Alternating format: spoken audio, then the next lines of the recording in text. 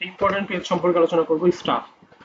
ধরেন আপনি আপনার এটার কাজ কি আসলে এই পেজটা, আপনি ধরেন আপনার শপে অনেকজন স্টাফ রাখছেন এবং ওরা কিন্তু অর্ডার আপডেট করে, ডিলিট করে, প্রোডাক্ট অ্যাড করে, সবকিছু করে। তো ওই স্টাফগুলোকে আপনি অ্যাক্সেস দিতে যাচ্ছে অ্যাডমিন প্যানেলে।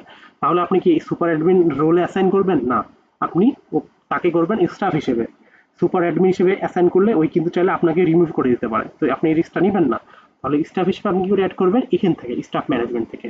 তাহলে আপনি যদি স্টাফ মেম্বার যদি এখানে অ্যাড করতে চান, তাহলে আপনি নাম লিখবেন, তাকে কি একটা রোল দিবেন, সুপার অ্যাডমিন না স্টাফ, সেটা আপনি সিলেক্ট করবেন।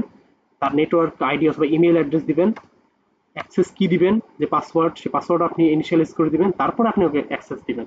তাহলে সে আপনার অ্যাকাউন্টে অথবা আপনার যে অ্যাডমিন প্যানেলে লগ ইন হতে পারবে। তো এবং এই সিলেক্টেড পার্সনরা আপনার অ্যাডমিন প্যানেলে লগ ইন হতে পারবে। তো এখানে এই সম্পর্কে আলোচনা করা হয়েছে এবং এখানে আর কি চেষ্টা করা যায়।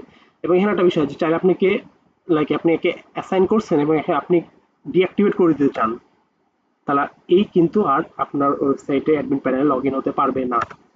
তো এটাই। তারপর এখানে চাইলে আপনি ডিলিট করে দিতে পারবেন। তো এগুলোই আর কি, এখানে এইগুলো করা যায় আর কি। তো এই জিনিসটা ইম্পর্টেন্ট। এখানে আরেকটা জিনিস বলে রাখা ভালো যে স্টাফ মেম্বারের আপনার রোল যেগুলো আছে, স্টাফ মেম্বারের রোল আর অ্যাডমিনের রোল। স্টাফ মেম্বারের রোল থাকবে, আপনি এটাও কিন্তু অ্যাসাইন করে।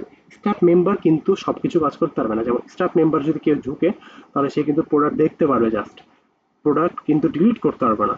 অথবা সে অর্ডার ক্রিয়েট করতে পারবে এবং অর্ডার ডিলিটও করতে পারবে সে, বাট প্রোডাক্ট কিন্তু সে ডিলিট করতে পারবে না। এবং প্রোডাক্টের ইনভেন্টরি দেখতে পারবে, কিন্তু প্রোডাক্টের অ্যানালাইটিক্স দেখতে পারবে না। অন্য মানে যেগুলো জাস্ট স্টাফ দেখা জরুরি সেগুলোই সে দেখতে পারবে, অ্যাডমিন লেভেলের কাজ সে করতে পারবে না। তো এই জিনিসটাও এখান থেকে করা সম্ভব।